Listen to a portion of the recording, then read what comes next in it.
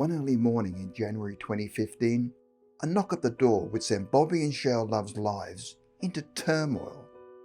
It was like I was in a movie, a Lifetime movie, Cheryl recalled. The events that followed were like something out of a crime thriller. Unbeknownst to her, a swarm of cops sat positioned outside her front door until suddenly they were streaming right past her into the house. Cheryl stared bewildered as agents with jackets gleaming with the letters FBI stormed over to Bobby.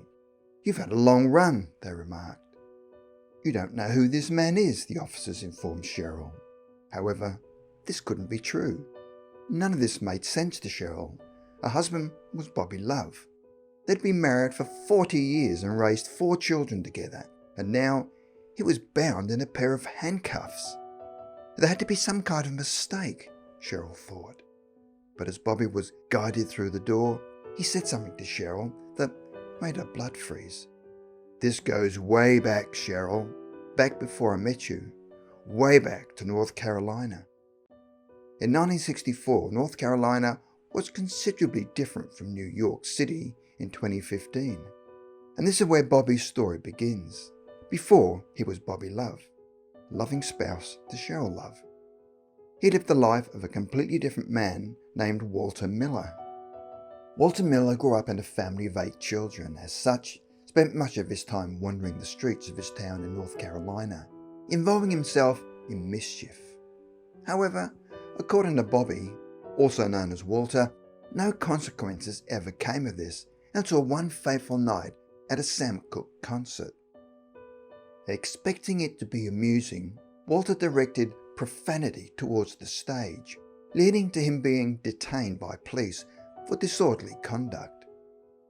Things went downhill pretty quick after that, Bobby later recalled. He looted belongings from cars and stole checks from people's mail. However, that wouldn't be the worst of it. After he was discovered attempting to steal property from his school, Walter ended up in juvenile detention. "I hated everything about that place," he recollected. "I still have scars." Each night, he would lie in his bed and listen to the only sound that brought him comfort. It was the sound of a local freight train shrieking by. "I always wanted to know where this train was going," he remembered. Several weeks of wandering passed, and Walter finally decided that he'd had enough.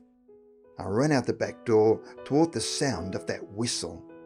That was the first place I ever escaped from," Bobby explained. He used the tracks to lead himself to Washington, D.C., where he would live with his brother. He went back to school with his eyes set on a fresh start.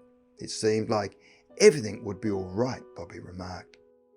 Of course, moving on from old habits is easier said than done, and soon Walter found himself back with the same old crowd, carrying out progressively serious crimes. He robbed banks and was living an extravagant lifestyle, but as Bobby explained, the fun didn't last for long. One of those banks had a silent alarm. Walter ended up being encircled by police, and while he attempted to evade their capture, his efforts proved futile.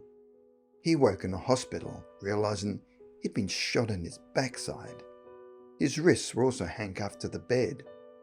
Walter's actions landed him a 30-year sentence in a maximum security prison.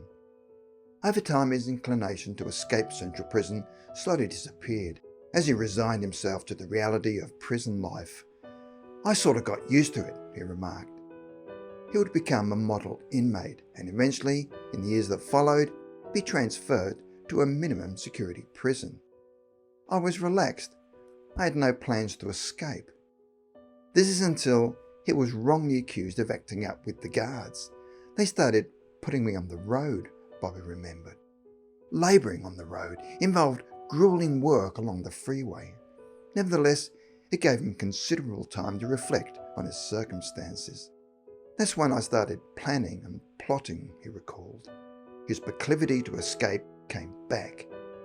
Each new provocation he received from a guard reinforced his decision until one evening when all the right pieces just fell into place.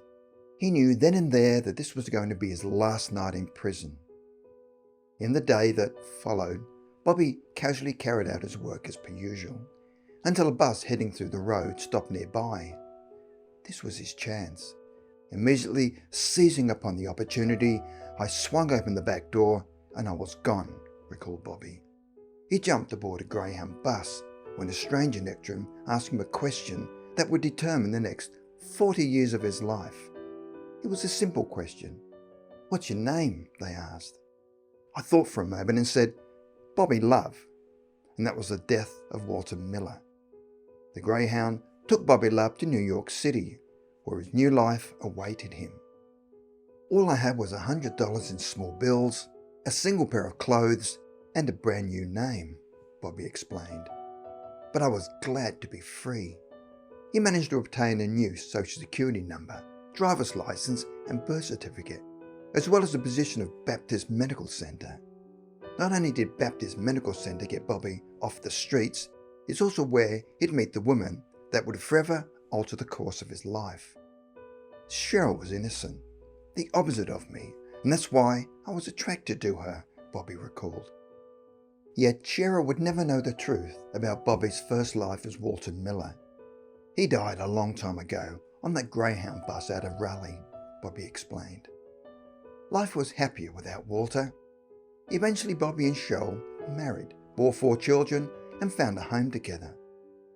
Bobby Love didn't have a criminal record. Bobby Love was a family man. Bobby Love was a deacon at his church.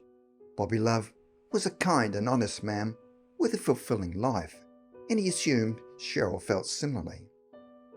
All these years, I loved my husband, but something was missing. Cheryl saw through the discrepancies that Bobby attempted to hide from her. His detached nature, the sense that he was always watching his back for some imminent threat. Bobby urged her not to worry and that nothing was the matter, so she sought advice from her most trusted guide. I begged God to change my husband's heart, Cheryl recalled. I'd reached the end of my rope. However, that was just the beginning of the events that were to come. Bobby's 40-year streak was coming to a close. Several weeks later, the police arrived at the Loves' front door. My world came crashing down, Cheryl explained. Bobby had deceived me for all these years. There was no truth in our house. Most wives would have left and tried to move on, but not Cheryl. I was so angry, but I never hated him, she explained. When I first visited him in prison, he broke down crying, Cheryl recounted. This time around, trying to escape was the last thing on Bobby's mind, but Cheryl had some ideas of her own. I married you for better or worse, she explained to him. Cheryl subsequently turned her ideas into action. She sent letters addressed to the governor, as well as to Obama, the president at the time, detailing Bobby's path to redemption. Yet she worried no one would be willing to listen. I didn't know a thing about Walter Miller, but I told them all about Bobby Love, Cheryl explained. It was her enduring persistence that was finally able to get Bobby freed from prison the following year. On the same day he was released, Cheryl asked him a decisive question. I asked, "Are we the Loves or are we the Millers?" And he replied, "We love, we love." Cheryl has undoubtedly noticed a stark change in Bobby in that he no longer seemed to be burdened by fear and the constant need to watch his back. With this said, the ordeal itself is something they will never be able to leave behind completely. Neither of the Loves has any desire to escape now. However, Cheryl will always remember the life-changing revelation. I got my own story to tell, she remarked. I might not have escaped from prison and started a whole new life, but I forgave the man who did.